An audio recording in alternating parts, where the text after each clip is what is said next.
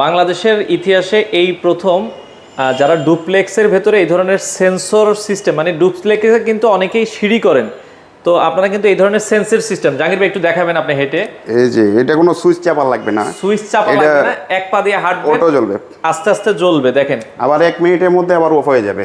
চমৎকার চমৎকার, দেখেন এটা কিন্তু এত সুন্দর সেন্সর সিস্টেম।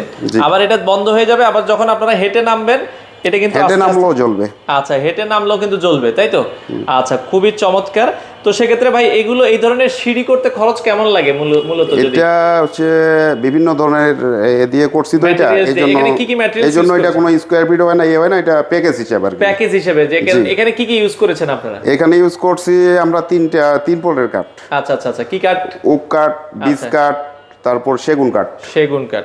আচ্ছা, কেউ যদি এই যে বন্ধ হয়ে যাচ্ছে এই যে দেখেন এটা কিন্তু অটো বন্ধ হয়ে গেছে, এখন আবার একটু নেমে দেখবেন, আবার পা দিব, এই যে আবার জ্বলবে।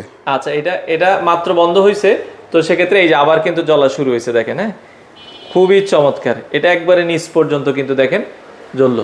তো সেক্ষেত্রে এই ধরনের কাজ কি সারা বাংলাদেশেই আপনারা করেন? জি জি, সারা বাংলাদেশ, বাংলাদেশের যে কোনো প্রান্ত থেকে আপনারা কিন্তু করাতে পারবেন।